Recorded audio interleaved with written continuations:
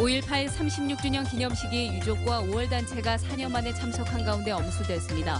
정부의 불허 방침에도 불구하고 참석자 대부분은 임을 위한 행진곡을 함께 불렀습니다.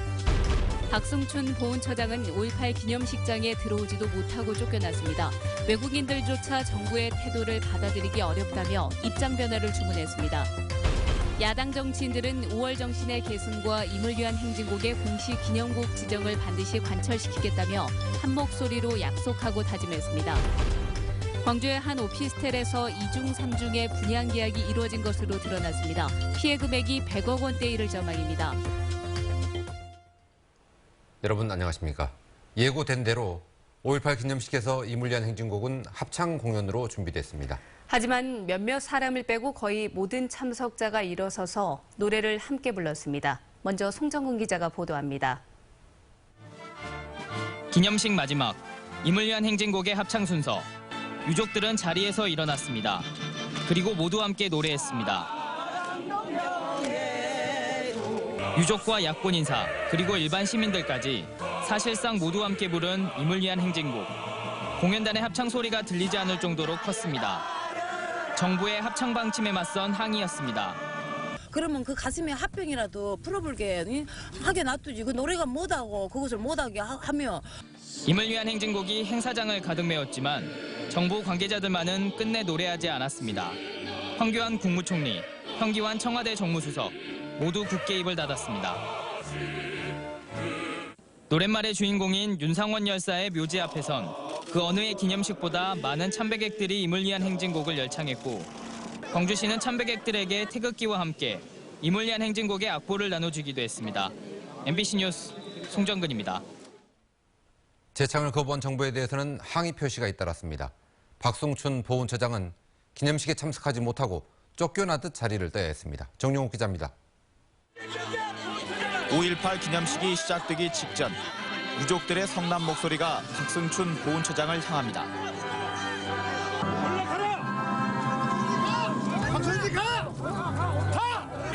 올해 역시 임을 위한 행진곡의 재창이 무산되면서 불만이 폭발한 겁니다. 결국 보훈처장은 행사 전에 쫓겨나듯 황급히 자리를 떠야 하는 수모를 당했습니다. 그러면서도 어디까지나 국민의 공감대가 먼저 이루어져야 한다는 종전 입장을 되풀이했습니다. 국민의 공감대가 이루어져야 합니다. 그런데 특정 개인이 이 문제를 가지고 결정할 수 있는 사안은 아닙니다. 유족들은 5.18의 상징적인 노래를 기념식에서조차 함께 부르지 못하도록 하는 건 이해할 수 없다며 누구를 위한 행사인지 되물었습니다. 영혼을 이렇게 위로하고 그리고 이 영혼들 앞에 부끄럽지 않는 삶을 살아가자 하는 다짐이에요. 다른 거 아무것도 없어. 임의란 행진곡이. 참배에 나선 외국인들조차 유감이라며 정부의 태도 변화를 우회적으로 주문했습니다. The idea of not having people sing the song is ridiculous. You know, we have songs written in America, such as "This Land Is Your Land." It's a very famous song. It was written by people on the left. It was written by revolutionaries, but we still sing it because it's. 또 5.18 행사위원회에 포함된 시민사회단체 역시 기념식에 불참했고 광주 시의원들도 침묵 시위를 벌였습니다.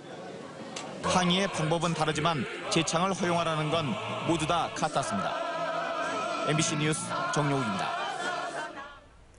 오늘 기념식에 참석한 야당 정치인들도 정부를 한 목소리로 성토했습니다. 기념곡 지정을 관철시키겠다, 5월 정신을 계승하겠다는 약속과 다짐도 이어졌습니다. 한신구 기자입니다.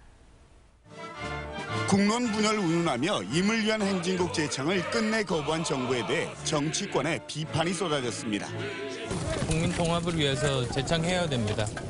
오늘 임을 위한 행진곡은 같이 부르실 거죠? 예, 뭐 당연한 일이죠. 예. 계엄군의 무력 진압을 민주화 운동 종료라고 표현한 경과보고. 20분이 채 걸리지 않은 기념식에 대해서도 무성의하다는 질타가 이어졌습니다. 20대 국회에서 법제화를 통해 기념곡으로 지정하고 폄훼자들을 처벌하겠다는 약속도 나왔습니다. 더 민주화 공조를 해서 5.18 관계법에 임을 위한 행진곡을 지정곡으로 할 수 있도록. 기념식에는 여야 대표가 모두 참석했고 더민주와 국민의당 당선자 100여 명, 그리고 야권의 유력한 대선 주자들이 대거 참석했습니다. 이들은 5월 정신 계승을 앞다퉈 다짐하며 노래로 흉흉해진 광주의 5월 민심을 달랬습니다. 그 정신을 받들어서 우리가 경제적 자유와 최소한의 불균형을 해소하는데 우리 더불어민주당이 광주의 정신을 계승해서 당 내분 속에 광주에 온 새누리당의 정진석 원내대표는 5월 정신이 국민 통합의 정신으로 승화되기를 바란다고 말했습니다. MBC 뉴스 한신구입니다.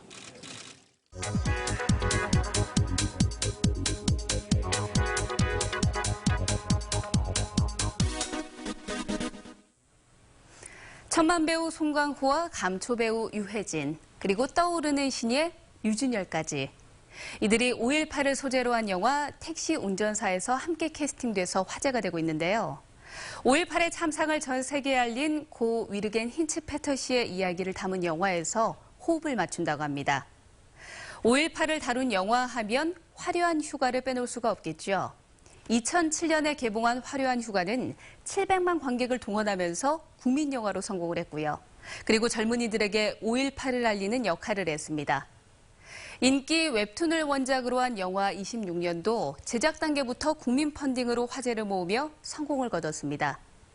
5.18을 소재로 한 최초의 영화는 1987년에 제작된 독립영화 칸트 씨의 발표회로 알려져 있는데요. 이후 저예산 독립영화에만 등장하던 5.18은 배우 이정현이 출연한 꽃잎과 그리고 가해자의 고통을 그린 박하사탕으로 대중과 만납니다. 이 밖에도 많은 영화들이 5.18을 기록하거나 소재로 삼았습니다. 남은 5월 동안 5.18 영화 한두 편 골라서 광주의 숨결을 느껴보는 건 어떨까요? 카드뉴스였습니다.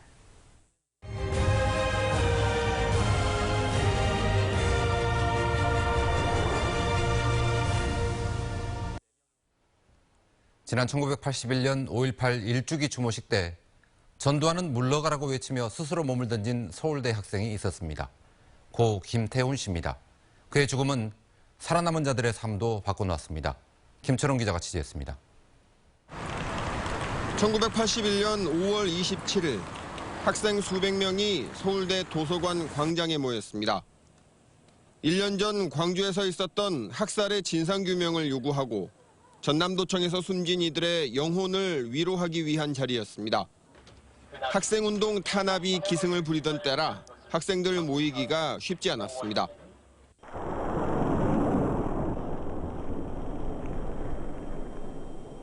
(81년도) 5월 달이 됐잖아요. 그러니까 이제 각 서클이라든가 이렇게 해서 몰래 서로 이제 얘기들을 나눠가지고 침묵 시위를 하기로 이제 한 거죠. 아직 체류탄을 그때는 쏘지 않았어요. 침묵 시위를 하고 있으니까 우리가 지금 뭔가 시위를 하고 있는 거 아니잖아요. 모였을 뿐인 거예요. 수백 명의 학생과 경찰이 쫓고 쫓기는 상황이 계속되던 그때 도서관 4층에서 외마디 구호가 들려왔습니다.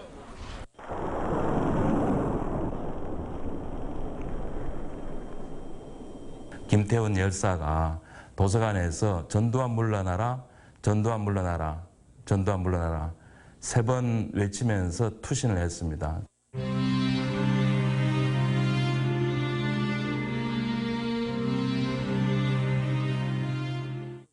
광주에서 나고 자라 서울대에 입학한 김태훈 씨.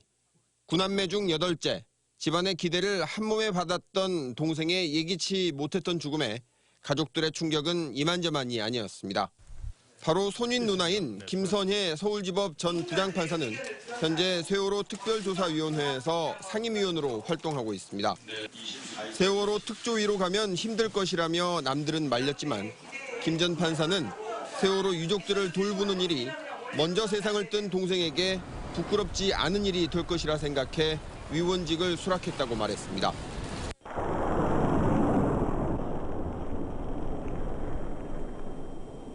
그 유가족들의 그런 어떤 상실감이나 이런 걸 제가 이해하고 제가 태훈이의 그 경험이 있기 때문에 좀 도움이 될 수 있겠다는. 전두환은 물러가라는 외침을 남기고 숨진 고 김태훈 씨는 아직 22살 청년으로 남아있는데 그가 물러가라고 했던 전두환 씨는 그로부터 35년이 지난 지금까지도 광주 시민에게 사과 한마디 없이 잘 살고 있습니다. 도리어 자신은 발포 책임이 없다는 주장이 담긴 회고록 출간을 준비하고 있습니다. MBC 뉴스 김철원입니다. 광주의 한 오피스텔이 2중, 3중으로 분양됐습니다. 집 한 채를 동시에 여러 사람에게 팔았다는 뜻입니다. 2중 계약이 300여 건에 피해액은 100억 원에 이를 것으로 추산됩니다. 피해자들이 집단 반발하는 가운데 시행사 대표는 연락이 끊겼습니다. 이계상 기자입니다. 지난해 말에 준공 승인을 마친 광주시 서구의 한 오피스텔입니다. 시공사의 자금난 등으로 착공 후 4년이 지나 건물이 완공됐지만 공사 대금이 해결되지 않아 분양 계약자들이 입주를 하지 못하고 있습니다. 그나마 전체 480여 가구 가운데 40여 건만 등기 절차를 마쳤을 뿐 나머지는 등기조차 하기 어려운 실정입니다. 지금 건물이 완공돼 있어요. 준공돼 있고 작년에도 준공이 됐는데 또 만들어진 건물에 입주를 못한다는 것이 말이 안 되는 상황이라는. 입주 절차가 차일피일 미뤄지면서 분양 계약자들이 시행사 사무실을 찾아가 거세게 항의했습니다. 그런데 더 큰 문제는 오피스텔 건물 하나당 2중, 3중으로 분양 계약이 맺어져 있다는 것입니다. 시행사 대표가 자금을 구하기 위해 분양 계약을 남발하면서 무려 300여 건의 중복 계약이 체결됐고 드러난 피해 금액만 100억 원대에 이를 것으로 파악됐습니다. 하나의 오피스텔 호스를 가지고 5중, 6중까지 계약을 되는 물건들이 있다고 합니다. 시행사 대표는 일주일째 연락을 끊고 잠적해버렸고 투자 신탁회사에서는 자신을 통하지 않은 계약은 인정할 수 없다며 피해자들에게 책임을 돌렸습니다. 그 지역 부동산 시장에서 여전히 5천만 원대의 비슷한 매물이 나오고 있어서 제2, 제3의 피해가 우려되고 있습니다. MBC 뉴스 이계상입니다. 때이른 초여름 더위가 기승을 부리면서 오늘 광주의 낮 최고 기온이 31.1도를 기록했습니다. 이 같은 기온은 평년보다 5도가량 높은 것으로 내일은 광주의 낮 최고 기온이 32도까지 오를 것으로 예상되고 있습니다. 광주지방기상청은 다음 주 월요일까지는 낮 최고 기온이 30도를 오르내리는 한여름 더위가 이어질 것으로 내다봤습니다. 억대 공천 헌금을 받은 혐의로 구속영장이 청구된 국민의당 박준영 당선자가 오늘 서울 남부지법에서 열린 구속 전 피의자 신문에 출석했습니다. 박 당선인은 제3자를 통해 봉투를 받았지만 돈인 줄 몰랐고 접견실에 그대로 뒀던 봉투를 사무실 직원이 발견해서 경비로 쓴 것으로 안다며 혐의를 부인했습니다. 박 당선인에 대한 구속영장 발부 여부는 오늘 밤 늦게 결정될 것으로 보입니다. 5.18 기념재단은 베트남의 인권운동가 뉴엔단 쿠에 박사와 말레이시아의 시민사회연합기구 버시 2.0에 광주 인권상을 수여했습니다. 수상자들은 모두 자국 정부로부터 출국 금지 조치를 당해 시상식에 참석하지 못했습니다. 심사위원회는 쿠에 박사는 독재 정권의 구금과 협박에 굴하지 않고 민주인권을 위해 헌신했고 버시 2.0은 아시아 평화와 인권 신장을 도모하는 발판이 될 것이라고 밝혔습니다.